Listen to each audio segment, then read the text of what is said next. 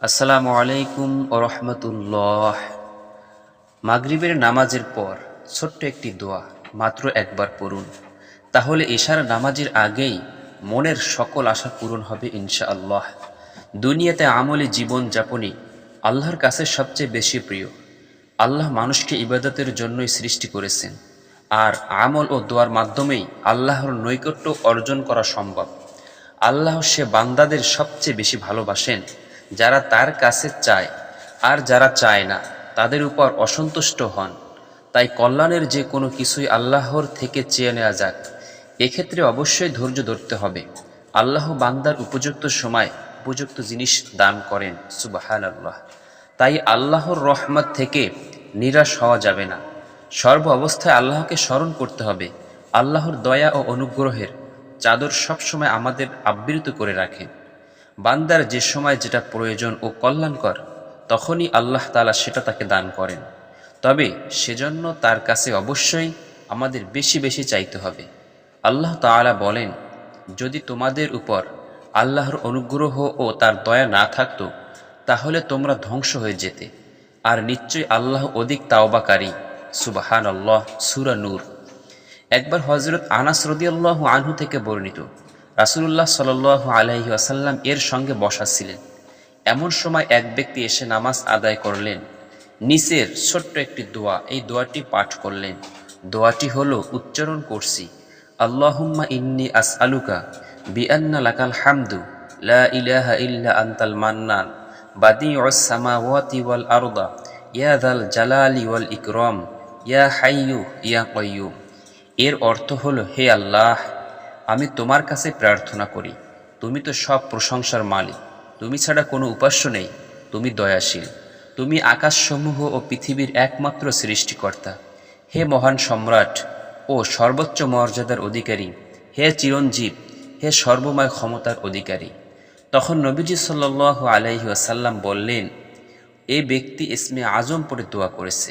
ইসমে আজম মহান আল্লাহর এমন নাম, যে নামে ডাকলে মহান আল্লাহ তাআলা সাড়া দেন, যে নামে তার কাছে চাইলে আল্লাহ তাআলা তার সকল চাওয়া পূরণ করেন।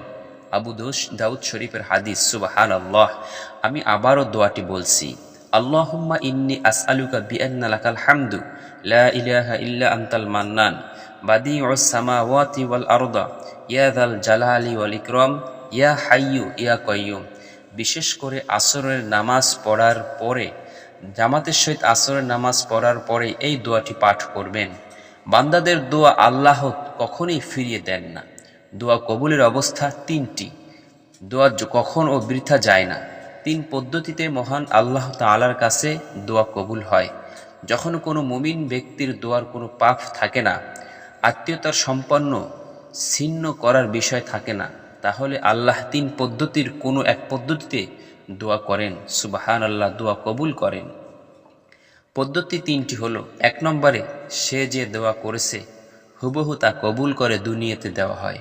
এক নম্বরে হলো, যে মানুষ যখন দোয়া করবে, যেটা আল্লাহ তাআলার কাছে চাইবে, সঙ্গে সঙ্গে আল্লাহ তাআলা সব কিছু তার কবুল করে নেন।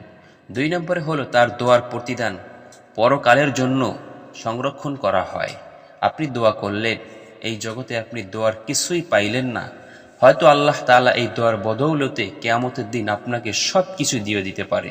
তিন নম্বরে হলো, দোয়ার মাধ্যমে তার অনুরূপ কোনো অমঙ্গলকে তার থেকে দূরে রাখা হয়।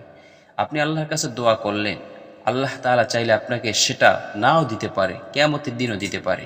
আমি দোয়াটা আবারও বলছি, এমন একটি গুরুত্বপূর্ণ দোয়া আসরের নামাজের পর পাঠ করবেন। করার পরে এই দোয়াটা পাঠ করার কারণে আপনার মনের সকল আশা আল্লাহ তাআলা পূরণ করবেন। মনে রাখবেন, এই দোয়াটা তখনই পড়বেন আপনি 5 ওয়াক্ত নামাজ পড়বেন, আল্লাহর আনুগত্য মেনে নেবেন, রাসূলের আদর্শের উপর অটুট থাকবেন। তাহলে এই দোয়াটি যদি পাঠ করেন, তাহলে দোয়াটি কার্যকর হবে।